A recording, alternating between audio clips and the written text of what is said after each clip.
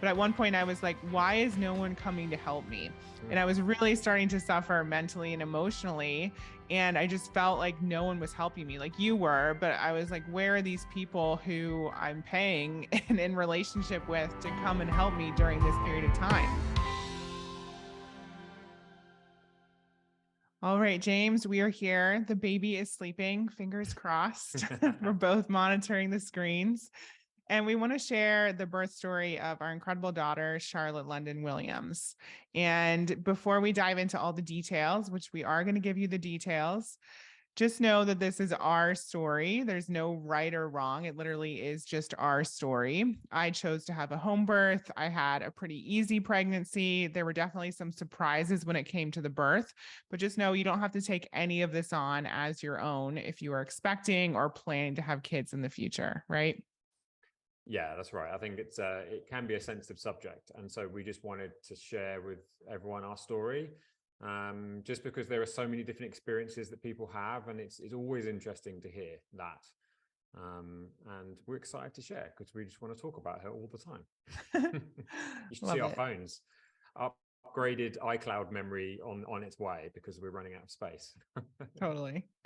So we'll take it back. So the whole experience started on February 4th. And initially, when I tracked my cycle at the very beginning of getting pregnant, we expected the due date to be February 5th. But then as we got ultrasounds and got more scans, they predicted it to be February 9th. So going into that weekend, we weren't thinking that she was going to be early. Everyone tells first time moms expect to be late. My midwife even said, we'll let you go up to 42 weeks, which would be 2 weeks after the actual due date. So, although I actually had multiple visions of Charlotte telling me that she was going to come early, I really wasn't going into that weekend thinking this is going to be it. This is when we're going to meet her. In fact, you and I planned, we went to brunch, we went on a walk in downtown Austin, and it really, like, it wasn't even on our radar that she could come the very next day, right? Nope, not at all. So when we were at brunch, something happened. I actually lost part of my mucus plug. So again, there's going to be lots of TMI in this episode, but we want to give you all the details. And didn't even know I had a mucus plug until, a few months before that. It's not something many people talk about. But I sent a picture to my midwife and I was like, is that what's happening? Is that what this is? And she said, yes. And she again still said, but it could be a while, but it could be a while. And then I sent it I told the doula that was what had happened. She said, okay, just go and rest. It's going to be a while. And I was like, okay. And so that's what I had in my mind. And we went back home and we just started our evening. I know we had dinner. We started watching something on Netflix. We even started to kind of binge the last few episodes, so to speak, or I should say modules in the birthing course that we were doing. And it was just like a normal evening. Did you suspect anything at that time? Not at all. I was definitely on board with it'll take a while, and knowing like you like things to happen quickly, I was also encouraging you to not expect it to be sooner rather than later, because otherwise you'd be thinking about it. And so I was kind of keeping with the midwife's idea that, it could be a while and just take your time and don't worry about it. And Yeah. no, I didn't expect. And I think you went to bed around 10 p.m., if I remember. And I realized before that, actually, it was around 7, I did start bleeding a little bit. But again, that can last for days, especially with first time moms. And so, again, the texts I kept getting were just lay down, just rest. It's going to be a while. So you went to bed. I ended up staying up. I remember I was texting my friend who she lives in Africa, actually, about 6 hours ahead of me during that time. And I was texting her because I started to feel what felt like menstrual cramps. And I've never been in labor before, so I had no idea what to expect in terms of the pain. But I kept Googling and we'd done some of the videos, the courses to help with this. And I've read the books and it's supposed to kind of feel like menstrual cramps. And so I was texting the midwife, asking her if that's what was happening. Again, she kept telling me it could take a while. And I was getting a little bit annoyed with that response at this point already. And it got to be about 12:30 in the morning and things started to feel a little bit stronger. And I kept thinking, you, the midwife, the doula, kept telling me that it wasn't going to happen, but I had a feeling that things were really starting to happen.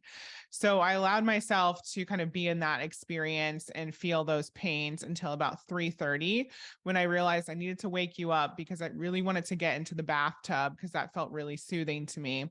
And I was so big at that point, I didn't want to accidentally fall or, hurt myself in the process. So what did you think when I came in and woke you up at 3:30 in the morning? Yeah, you came in and I could just tell immediately. You came in and you were like, I wanted to let you sleep for a little bit because this is it. I think that was kind of your words, which is so lovely. And I think I just switched autopilot mode. Right, okay, it's happening. And so yeah, it was just auto. I just went straight into, okay, but get the bathtub running, get the top from the garage to keep the bathtub warm in case she wants another bath later. I had it all planned, right?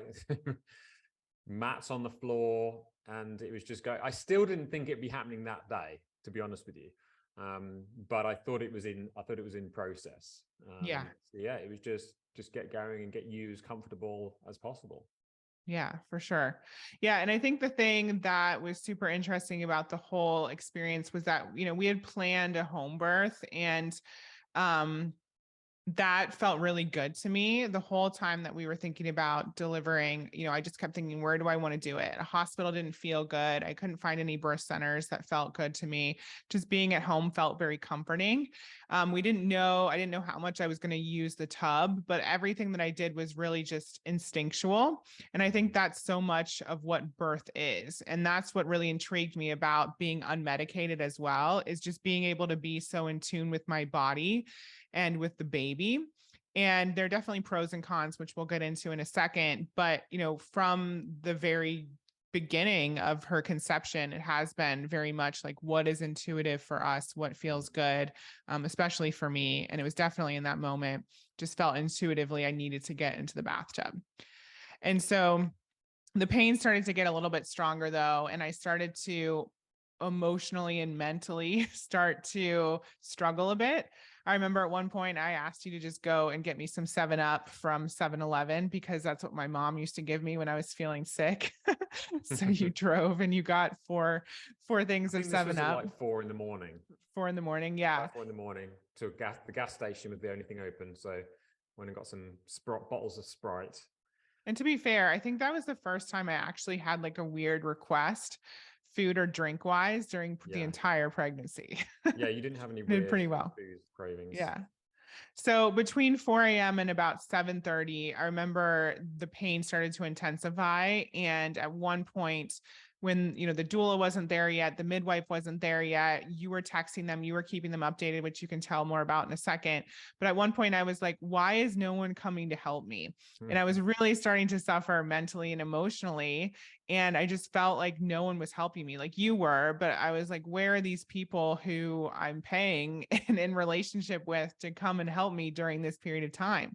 So what were your thoughts during those moments? Yeah, it was a balance. I think I was trying to understand that without really knowing that this is an intense experience for you, and also trying to trust that the midwife and the doula knew what they were doing. And I, as not an expert, my job was just to try and keep you as comfortable as possible and keep the midwife and the doula informed, and also find out what their genuine thoughts are. Like, when would you be here? Especially the doula, who was there for emotional support as well. And I think they got there at the right time, but I think time was slowing down for you. So 5 minutes felt like an hour.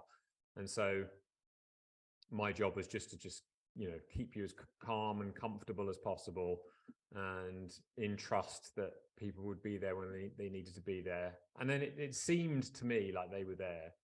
They got there fairly quick, but I think that you were just, you were experiencing brand new feelings. And it's kind of scary, right? And so you were just going through it. Well, I think in my mind, I thought if they're not here yet, they must not think I'm close to giving birth to this baby. Hmm. And at that point, I had been having contractions since 10. Now, this whole process only lasted 18 hours. And so, I had a friend recently tell me that her labor was 63 hours and then she ended up having to have a C-section. So I know in the grand scheme of things, 18 hours is not a long time when it comes to labor, especially for a first time mom. But when you're in the moment, it feels Hmm. like you said, it feels like forever. And so I thought, okay, they're not coming. So that must mean that they think I'm still days away or that this is really far off because we had the conversations with them many times. We knew at what points it was appropriate for them to come. And so I just, in my head, it just felt really upsetting. Like I'm not getting any closer. But I Right. know eventually, I don't know if you talked her into it, but the doula came around 8:30 and she was really helpful in kind of calming me down and helping me know a bit more about how to breathe through the pain. Yeah, I think it helped having. I mean, I think I said at that point, okay, could you come? Um, because she knows that I'm just wanting to make her feel comfortable, but also when you've got someone who's trained, professional, and they're there, um, it's a different level of support. And so it was important for her to come, even if Charlotte wasn't to come that day. I think at that point it was important for the doula to come. So she did.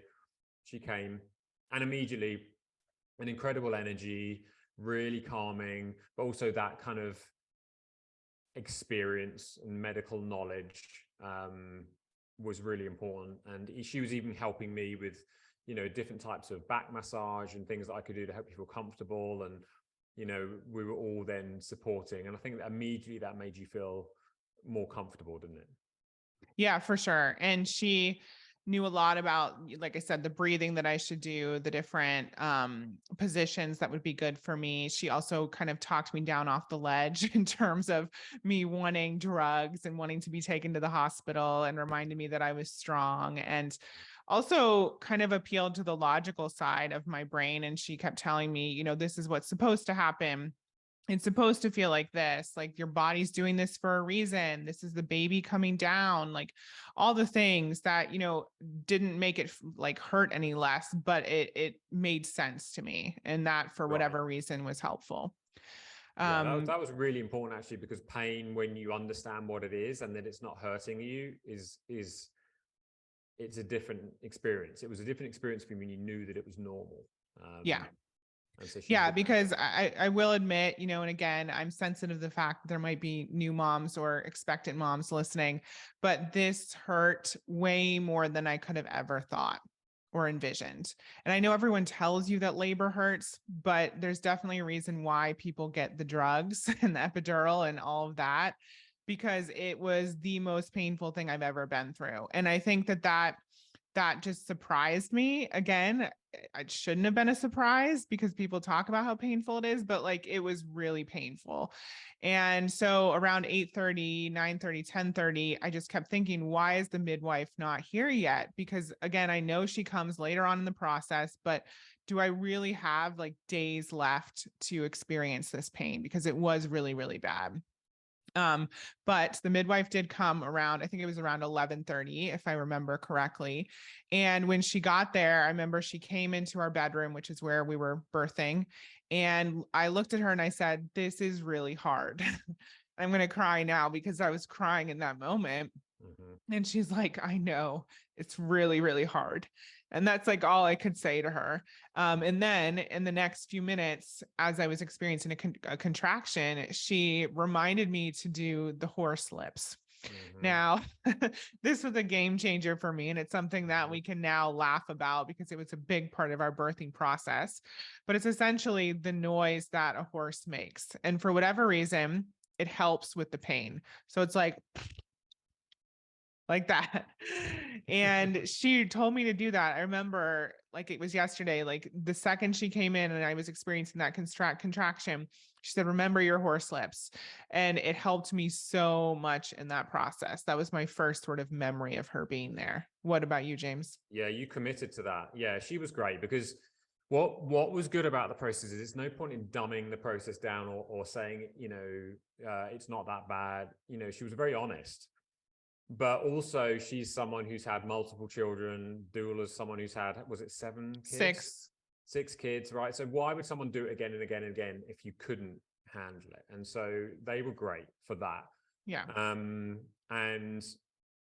And it was, what was great about it, rather than sort of saying it's going to be okay, it won't hurt as much as you think, it was like, this is what it is, and yes, it's going to hurt, and we're here, and this is what's meant to happen. And I think that was great, because it was framing for all of us in the room that, you know, everything was normal, and that you're amazing, and that you're brave, and you can handle it. Yeah. And that sometimes it's not a good thing to say it's going to be, it's not going to Orgasmic. be it's not going to be helpful to say that. And so Yeah. even though in that moment Emily was probably thinking, oh wow, I was hoping you would say that it's not going to get worse, but in a way I think you appreciated it, because it's like, okay, we've got to hunker down, and that's why you committed to the horse lips, like very intently. In fact, I remember getting the doula to pass me your Chapstick. Your chapstick because you were so intense with the horse lips that your lips kept drying out. So I'm there like, I'm either rubbing your back or I'm putting chapstick on your lips. And you committed to it. I mean, you really did, especially at the second, you'll probably get to this point, but at the second half, you did a few trips to the bath. We moved from the bathtub to the bed. And then there was the whole turning the baby with the towel we'll get to that scenario. Framing that for people. Emily's on all fours on the bed, and I'm straddled over the top of her with a towel, you know, cupping her belly, and then holding the towel ends like this and doing this little kind of exercise to help encourage the baby to get into the right position. So it was like a gymnastic routine from bed to bath to floor to yoga ball. And yeah, you were incredible. You just got on with it. And you were reflecting that it was painful and uncomfortable, but you didn't stop. You just kept it going. And you did great. Yeah. Now that I think about it, I think I said to her, like, in addition to this is really hard, this really hurts multiple times. And so at that point, when she got there, she gave me a few different options. For everyone listening, they do recommend as little vaginal checks as possible, just because, you know, the risk of infection as people are touching you more and more, the risk of infection goes up when people are touching you over and over. But I wanted her to check me. She asked me, do you want me to check you and see how far along you are? And I definitely wanted to know. I felt like I needed to have clarity at that point, because for my own sanity. So she did check me. And at that point, around 11:30 or 12, I was 2 centimeters dilated. And she said that by kind of moving my cervix manually, she would be able to increase that. And so I told her I wanted her to do that. And so she manually did whatever she needed to do. I don't even know all the details, to be honest, and was able to move that with her fingers and her hands. And it went from 2 centimeters to 6 centimeters in just a matter of, a minute max, maybe even seconds. And so that was really encouraging, although it was extremely painful. It was really encouraging to be able to be so much more dilated in a small amount of time, just by her getting there and doing that manipulation. Do you remember anything about that moment? Yeah, and I think this is where both the midwife and the doula did a great job, because experiencing that pain, if it wasn't for them, you know, with the calm face and this is normal and everything's okay, I would have been really worried, because you were in pain, right? And it's always hard to see someone you love in pain. But they were great, because they were calm. This is normal. We're good. And so they're constantly talking us through it. But that was, you know, that was tough to see you go through. But it was only while it was happening. As soon as she stopped, you went back to more normal. Yeah. So the next 2 hours, it was just full on labor. As you said, I fully committed to horse lips.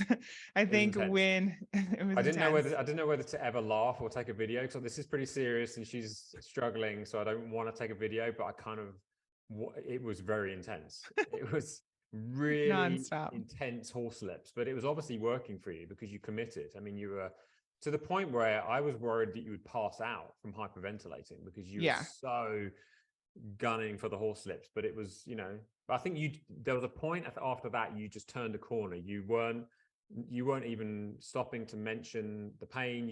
I think something switched in your head, and you were like, right, let's do this, and you committed, and you almost glazed over job at hand, focus. Yeah, And just my wanted to get it eyes were in. pretty much closed the entire time. It was weird. Like I was fully there because I remember the doula saying things to me like, let's just give this 2 more contractions in this position and then we'll move. Mhm. And I think she thought that I would forget that she said that, but I remembered and I would be like, oh yeah, this was 2. Now we're moving.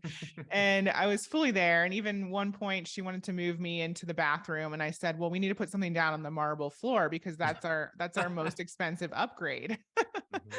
And so, I was fully there, but my eyes were just closed and I was in a whole nother world. And about 2 hours after I went from 2 to 6 centimeters, the midwife asked me if I wanted her to break my waters. So apparently there are 2 bags of water, which people don't talk about either. And she said she didn't have to do that, but she asked me essentially, do you want this to move quicker and be more intense, or do you want to have a longer labor? And I mean, I thought about it maybe for a few minutes. She stepped out of the room after she asked me the question. And I just knew myself and I knew that I wanted this to be over sooner. Obviously, wanted to meet my daughter. But I knew that that would be better for me. But it also meant that after she did it, which I'll talk about in a second, things were going to be more intense, and they definitely were. But looking back, I think it was still the right decision for me. But it was, I didn't want to have more pain, but I wanted things to be over sooner. What were your thoughts with that decision, Yeah, I James? mean, I think for you that was the right decision. And you didn't know what it was going to feel like. And Yeah. so it's one of those things, if it had taken longer and there was less intense pain, but more pain for longer, it's pros and cons. You didn't know. And I think you intuitively you knew yourself that, why wait? Because it's exhausting, you know? Yeah. And so Yeah. it's And probably good you she, didn't know. I mean, it's like if you'd had a baby before and you knew the process, I wonder what it would have been like because you'd know the experience. I don't know. yeah, I mean, even looking back, I would still have made the same decision. I mean, we'll talk about some of the things we might have changed later on in terms of the location, but for that, it didn't hurt when she broke the water at all. It was just like a rush of warm liquid. And from there, I mean, we delivered 3 hours later. So it definitely sped things up, which I think was the right decision for me. So from there, like we said, contractions were super intense. They were literally like on top of each other, which is why I was doing horse lips and hyperventilating like crazy. And I know at one point the midwife suggested I go lay in the bath because she didn't like that the contractions were literally nonstop. It Yeah, was she just a wanted to bit slow them too down. much. Yeah. But we got to about 5 p.m. And that's when we started to talk about me pushing. And I think the pushing experience is so interesting because I knew that my body would feel like it needed to push, but I just couldn't imagine what the sensation would actually be. And it does kind of feel like you need to go to the bathroom, but it's like this crazy urge. Like you can't not push. Everything in your body is telling you to get this thing out. And that's what I was really surprised about, was just like the intensity. And it doesn't last, minute, like minute by minute. It's like it comes for 30 seconds or something, and then you feel like a release, and then you feel an intense urge to push again, and then a release. And I did that for, I don't know, a few times, and was thinking to myself, like, why is this taking so long? Why isn't this baby coming out? I'm pushing with all my might. But come to find out, some women push for 4 hours, 6 hours, even longer. And that's not the norm either. But I again had unrealistic expectations of the speed. It's such a metaphor for your life. I know. This whole birth was like high achiever, but still wanted it to be better. Still Yeah. wanted it to be faster or better. And Didn't it's want it just, to hurt. yeah, the typical driven person with that would like to understand what patience means. Yeah. The patient without patience. But yeah, but So you still did, like, I know it was quick, but like to see it firsthand, you know, you were incredible. I mean, you know, props to every single woman that's ever existed, because, you know, we're all here because of you. And to go through that, even if it was the easiest birth ever, like, we all need to, you know, give more respect to all the women on this planet, I tell you, for sure. yeah. All the mums. Yeah, so James, we were on the bed and James was behind me the whole time, and they did keep saying like, we're starting to see the head, we're starting to see the head, and I felt like they were starting to see the head for so long. But eventually they told me to reach down and touch the top of her head because she was starting to come out. And Well, I and at it's because first, of the hair. Do you remember this? yeah. Hmm. Yeah, they started to see hair. And, I just thought, okay, normal baby hair. But then the midwife told me to touch it. And I said I didn't want to. And she's like, no, do it. And I did. And I felt all the hair. And if you've seen a picture of our daughter, she has an insane amount of hair. If you look at her father right now, if you're watching this on video, you can see why.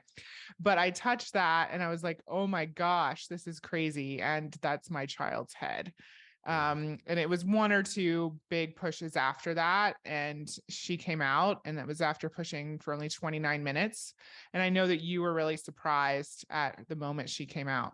Yeah, it was. Well, what was interesting is the midwife was saying, we're just going to have a push, and that's just going to get the head, just the part of the head out, and then there's going to be some more.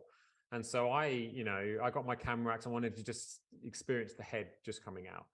But her head came out, and then the rest of her just kind of followed. And so it was, I mean, you know that there's a baby in there. You know that it's fully formed baby, but there is nothing like, seeing your child, your daughter, come out perfect. And your face was a picture. Your face was like, it was almost, you're almost shocked that there was a baby there. It was like, I know. where'd that come from? Yeah, luckily so our she came doula out, and the took. midwife just picked her up, put her on Emily's chest, and said, "It's your baby. No, put her in your chest." The first thing was get her on Emily's chest. She breathed straight away, opened her eyes almost straight away as well. And then both of us were just kind of not quite sure what was happening, where we were. You especially, because you were exhausted. But I think there's actually a really funny photo of what it looks like. I'm just really calm, and Emily's looking at me like really confused. But I do remember it, but it feels a bit like a dream, because it was just a lot happening at once. Yeah, luckily our doula took tons and like hundreds of pictures. She has the whole video of Charlotte coming out. We had set up another camera, which I ended up stopping before I pushed. But I remember telling you, like, make sure the camera's on, make sure the I think you camera's were like on. mid-contraction, and you said, "Oh, remember to turn the camera on." And we were just giggling because we're worrying if like you can handle it and what's going on. How are you? And you're thinking about your Footage. Production duties. So she came out on my chest, and I remember you cried. I just looked like I was completely bewildered that there was a human inside of me, and those pictures are hilarious. And we got a few minutes with her. And then I remember the midwife kept asking, there were two midwives there actually. She kept asking her assistant essentially, how many minutes has it been since this baby came out? And what I realized later on is that they thought it was really strange that I wasn't having contractions at that moment. And for those of you who haven't given birth or don't know, you have to birth the placenta after you birth the baby, and the contractions continue to make sure that that comes out. They're not as intense, but they're still there. And I wasn't having any of that. So I had Charlotte on my chest, and I was just thinking, okay, well, I'll be pushing this placenta out at some point. But the midwives were monitoring me, kind of not knowing why I wasn't having contractions. And they have about an hour to get the placenta out. And then they have to make sure to bring in take you to the hospital essentially, so you don't hemorrhage. And so, things could get bad at that point. And so after a few minutes, they were asking me how I was feeling, and they started to try and get me to push out the placenta, and they started to try and yank the cord a little bit and do what they needed to do to externally manipulate. But unfortunately, nothing was really happening. And it's really weird because I don't know about you, James, but I didn't know that I could birth the placenta while holding a baby. And so Right. all this was happening while I had Charlotte in my arms, Yeah. which was strange. Did you Well, I expect that? think neither of us thought it was going to be that big a deal, having just birthed an, 8-pound, 14-ounce Oh, yeah, human. we didn't mention that. We just didn't think, well, after that, the next bit's going to be fine. And so Yeah. we just thought, holding Charlotte, we'll just push out the placenta, it'll be fine. Neither of us thought that anything, that it was going to be a big deal. Yeah. And it took a turn. Yeah. So at that point, after, me trying to push it out, just like I pushed out a baby, they realized it wasn't happening. And so they had to try and go internal and get it out. Now, this, if you're queasy, you might not want to listen to this, but this was the most painful thing of the entire experience. So I literally had a midwife's hands inside of me trying to separate the uterus and the placenta, manually. And I had no drugs. I hope that's been clear this whole time. We have a home birth, so no drugs whatsoever. And that was excruciating. And I remember saying to them, I think you were holding Charlotte at this point because they had cut the cord because they realized they needed to do this. And I said, or maybe, no, I think actually I was still holding her because this was that one of the pictures where I'm in extreme pain. I think if I'm remembering correctly. Anyway, Yeah, I remember saying to them, please, no, please stop, literally over and over and over. And they realized I couldn't handle anymore. And so they put a pause on that whole experience. What were your thoughts in that moment? Yeah, that was really hard to experience because you were in such pain, and if anyone else was making my wife feel that way, they wouldn't exist for much longer. And so it's very hard for me to sit there holding my daughter in one hand. I'm like the happiest man on the planet. In the other hand, you are in excruciating pain. So it was a lot of emotions, and I didn't know what to, I felt kind of useless. I didn't know what to do. The back massage wasn't going to help you at this point. And so I didn't know what to do. So it was 100% faith in the team. That's all I could do, is just give faith and trust that they knew what they were doing, which I had. But it was just, that was tough. That was tough to experience. And once they realized that route couldn't be taken, they started to give me certain types of drugs that try and encourage contractions, try and help this process move forward. But none of that worked. And again, they were just timing everything, taking my temperature. I was shaking uncontrollably at that point, but that apparently is normal during it was adrenaline. Yeah. Adrenaline. Yeah. And so I remember asking for blankets, and eventually they decided that I had to go to the hospital. And they had mentioned that a few times, and I was really hoping that wasn't going to be the case, obviously. But I think I was just in acceptance of the situation. And I obviously didn't want the placenta to be stuck inside of me. And at first we thought that you and Charlotte were going to come to the hospital with me. But, I don't know, it sucks to look back on, and we'll talk more about that in a second. But I think I was just in acceptance, and the whole situation was just like a dream and kind of overwhelming. So when they started to call 911, it was just okay, this is happening. I don't remember being overly emotional about it, is what I'm trying to say. There was so much going on that I think that you were emotionally almost tapped out anyway. Yeah. And it happened very quickly. So they called the ambulance. Before the ambulance got there, two strapping young firemen walked into the bedroom, which was very confusing. I'm stood there, disheveled, and Emily's lying there having just given birth, and these two 6'5" young firemen walk in the door, and I'm like, this is something out of a weird movie. I don't know what's going on. There's not a fire, but that's, they were nearby for support. And then, and then we made the decision pretty quick. Well, we don't know how busy the hospital's going to be. A newborn baby in a cot, that's just not, we just we had to make a decision that's best for everyone. We knew that Emily would be taken care of, even though, you know, it was very hard not to go with you. It was the best decision. And so my job then was to go and get go and get Charlotte dressed and comfortable while they sort Emily out. And so they got Yeah. you on the So I got on the yeah, they got stretcher. you on the big bed. It all seemed to happen. I don't know how it felt for you. It happened very quickly. From the moment Yeah. they called the ambulance to then you being wheeled out the door seemed to happen so quickly. Yeah. Quick update, the baby woke up. So James is currently feeding Charlotte as we're talking. So we'll finish this conversation. So the EMT, the ambulance, all those people came in, ended up putting me on the stretcher, get pulled out, get taken out to the ambulance. And I remember the woman was so lovely. Obviously, I was a brand new mom, literally had the umbilical cord still coming out of me as I was in the ambulance. I was bleeding, all the things. And she was so lovely. I remember texting you from the ambulance, texting my mom, calling my mom actually, and then ended up at the hospital, and they took me straight up to labor and delivery because the midwife had called ahead of time and told them that I was coming, which was good.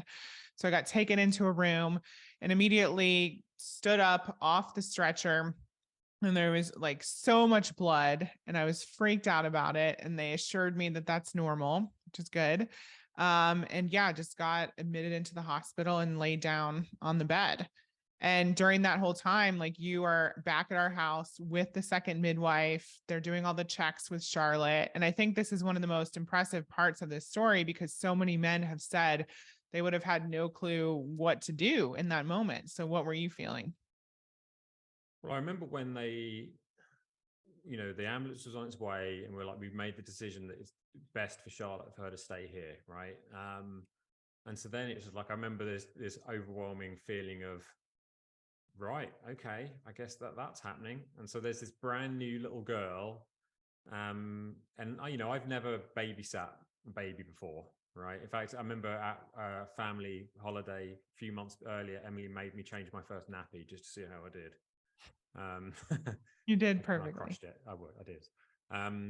But yeah, so I got Charlotte changed, and then Emily left, and it was me and the other midwife, and the other midwife was just doing some checks and things. And so I was just with Charlotte and tried to feed her a little bit of milk, and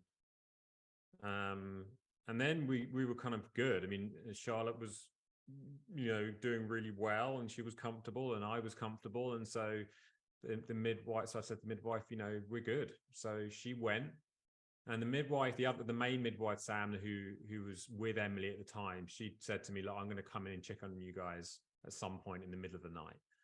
But the other midwives went, and so it's just me and Charlotte on our own. And I had her in the docker top, this kind of cozy bed thing, in the bed with me. So she was next to me, and I was in the bed. We were, doing skin to skin quite a lot of the time. But then she was just in there with me, and I was, one half of me is like really scared about you, because even though logically everyone was telling me it's going to be fine, you don't know that at the time. So I'm like lying here with Charlotte, very, very worrying thoughts going through my mind, but also in love with this little girl. And so it was a lot of emotions. And then I had your mum texting me as well, who she was really worried about you. And yeah, and I obviously didn't sleep. We just laid there together.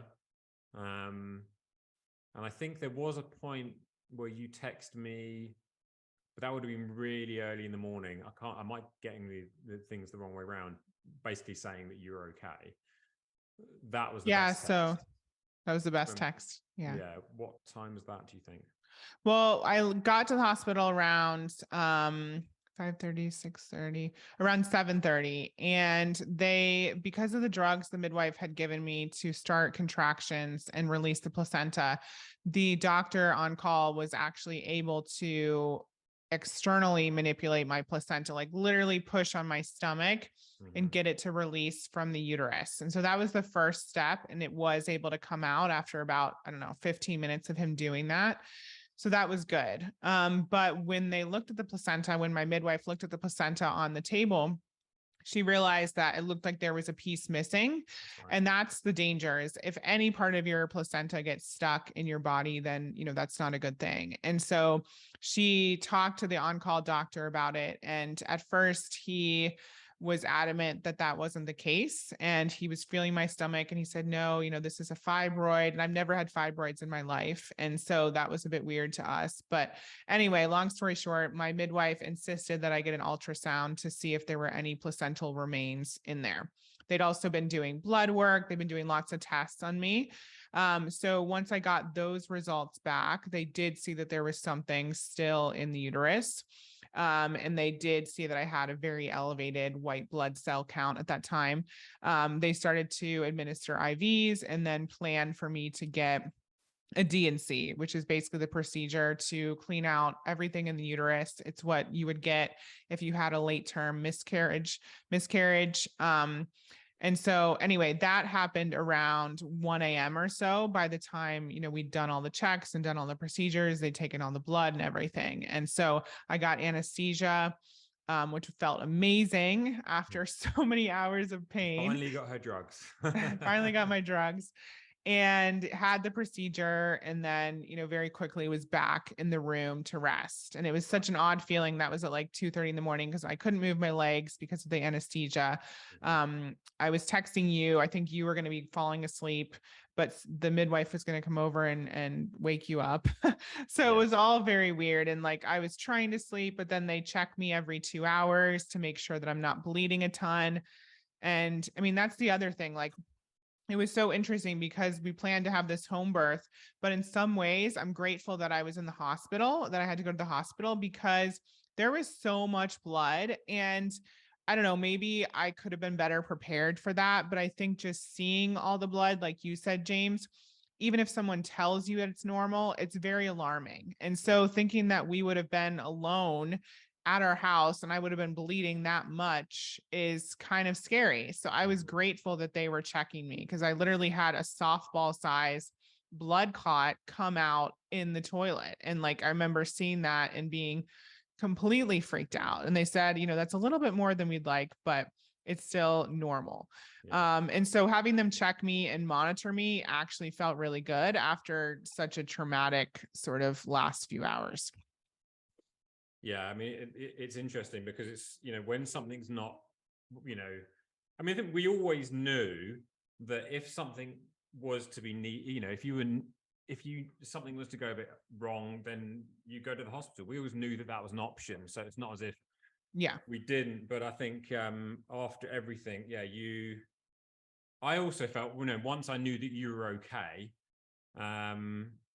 it was great to know that you were safe because you were in a hospital, right? Yeah. Because if you were suffering and it was just me and you, and there's a baby there and we didn't have any, experts with us, it would have been a very different experience, right? Yeah.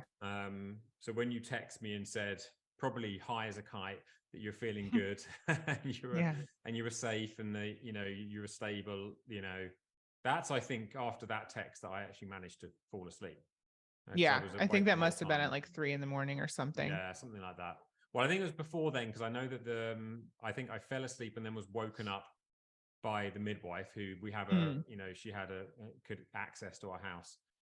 And so I got woken up, which was a very strange experience to be woken up and have your midwife standing above your bed and then your brand new daughter next to you. It was, it was a very strange experience. But it's weird. But she was great. And so, that was really, really amazing.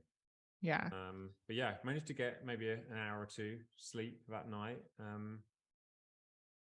And then in the morning, the thing that was disappointing to me is because I had a few doctors tell me I'd most likely have to stay at least to finish all the antibiotics that they were giving me for my white blood cell count to kind of counteract an infection. My white blood cell count was 28,000. It's supposed to be between 4 and 11,000, but that's not abnormal for, number one, the drugs I was given to help with the placenta, and number two, for somebody who had just given birth. But at the same time, they were worried about that. And obviously I just had a surgery. So they told me at least I'd have to at least stay until like 6 or 7 p.m. that day. And then in the morning, one of the doctors told me I'd probably have to spend another night in the hospital. So I was really defeated by that. But we decided that James would bring Charlotte to the hospital in the morning for us to be together, because I literally had only had like 30 minutes with my daughter, which was really horrible to think about. So James, you got her dressed, you got her in Yes, the I car mean, seat. so that morning I got her dressed in what I think I did pretty well. The Yes. prettiest little outfit I could find for her see her mum. And it was very emotional, because I thought Emily's worked so hard, giving birth to a beautiful daughter, probably only held her for 30 minutes, and then I was holding her. And so I thought, whatever happens, she's going to see her daughter. And you said that the hospital wasn't too busy, and so it was going to be pretty easy for me to just come in. And so I got her all dressed up, got her in the car seat and everything, and then we're driving to the hospital. It's probably like a 40 minute drive. And I'm looking in the rearview mirror every 5 minutes, hoping that I put the car seat in properly. And then we got there, parked up, and that was really special, because once I found where she was, I remember just opening the door, and I think were you sat on the side of the bed, or were you in the bed? I know I was in the bed. I'm not sure if I was sitting or laying down, but. And of course I will in her little daughter, and it was very emotional, because you hadn't seen her. And so we sort of rolled in there, and you were so happy to see her, picked her up and gave it to you. And it was just, it was absolutely amazing. It was so nice. Yeah, it was so special. Yeah. And it was also incredible of that time, because not only did I then finally get to hold her and spend time with her, but there was a new attending doctor on call, and she came in and told me that they were going to send me home. And so that was a really beautiful moment to be able to know that we were going to be able to go home as a family, which we did a few hours later, and just kind of put all of that behind us. And when I try, it was hard for me to be away from her, but I tried to kind of think about it in my mind. And like I said, I was taken care of at the hospital. You took care of Charlotte. You had that bonding time with her. I was really only away from you guys for, I don't know, 12, 15 hours or something.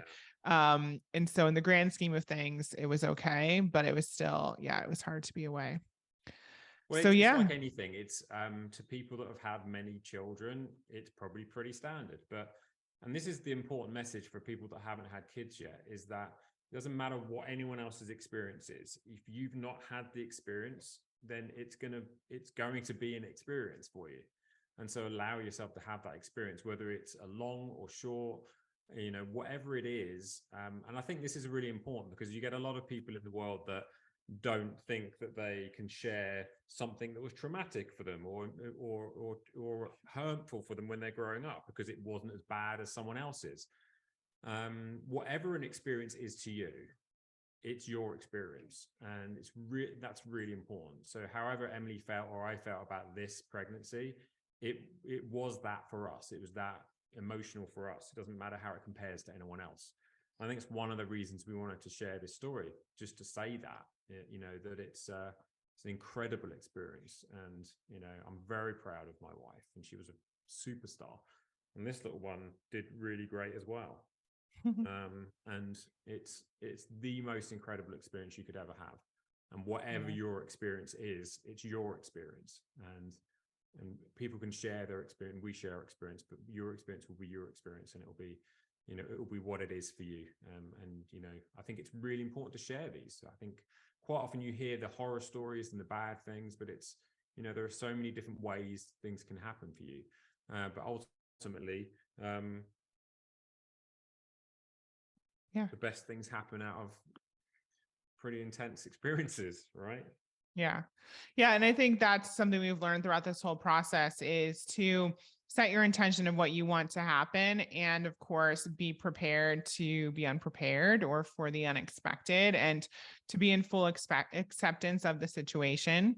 And I mean, every single birth story I've heard is different. Like there is not one who that is exactly the same to the next. Every person is different. Every baby's different. My baby was bigger than we expected, which was interesting. And, you know, she came on a day that we didn't expect. And it was, you know, what was meant to happen. And we are in full acceptance of it. Yeah, so that's what we wanted to share. And I think the one thing I wanted to mention before we sign off is also just some of the things that I think were positives. I really loved birthing at home. It felt really good. It felt calm. It felt, you know, I was in an environment that I felt comfortable in. It was a beautiful space. I felt like I could do what I wanted to do. And I don't know how you felt, but I feel like overall, like that was a really amazing experience.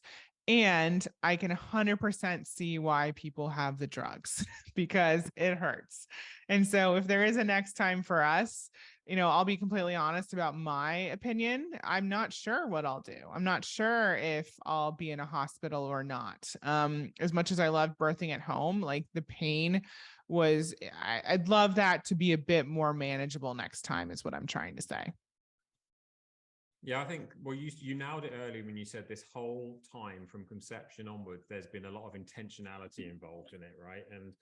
And so that means that whether you go to a hospital, you have a home birth, or you do a birth center, you're thinking about it and you're being intentional.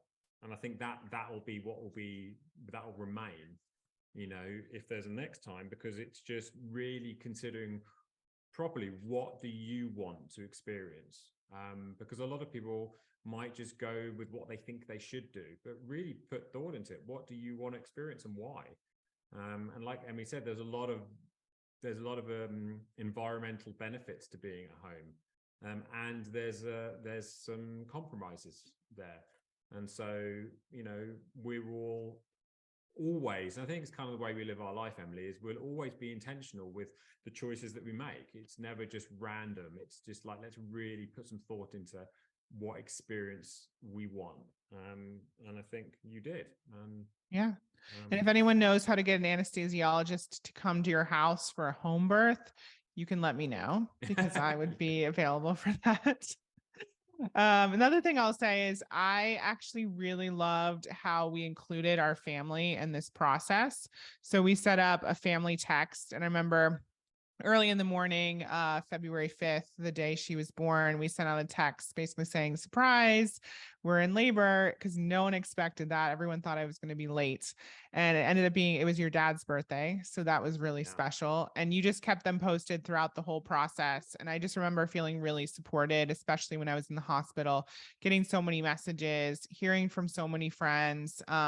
Yeah, it just felt really exciting to be able to share that, not just, you know, with each other, but with our family who obviously they live out of the state and out of the country. So yeah, I just wanted to mention that because that was really sweet. Yeah, that was nice. It was really nice. So well, that little one's doing so well. What'd you say? Well, she wants some more food, but seeing as she's on camera and Emily insisted she had a bow on, you may as well say hi. But she does want to have some more food. Oh, here she is. She's upset. The main character of the story that you've just heard. 6 weeks and 1 day old. Oh, in her sleep sack. Oh, perfect little bird for the podcast. Awesome. Which, as parents, we know is a wonderful thing. Yeah, it's a good, healthy bird. But yeah, she's doing very well. And so when we recorded this podcast, so 2 days ago, this little one at 6 weeks old, did 7 hours and 44 minutes overnight sleep. So we're very proud of her. She's done very well. Yes, she's doing awesome. So before she cries, I'm going to go and get her some more food. Yep. I think we're good. Well, thanks to everyone for listening. And if you have any questions, let us know. And just as a quick aside, I'm sure we'll do a part 2 of this because I have experienced some interesting postpartum symptoms, ailments, unexpected stuff from that surgery that I went through to remove my placenta. I know, James, you are a really big proponent of let's talk more about this because people don't talk enough about it. Men don't know how to support their wives. People don't know how to support their partners. So I think we should do a part 2. Definitely do a part 2 in service of everyone, because yeah, there's some experiences that people don't talk about afterwards, and so we want to share in support of all those amazing mothers out there and all those amazing fathers. So time to get this one some food. All right, thanks everyone. Bye.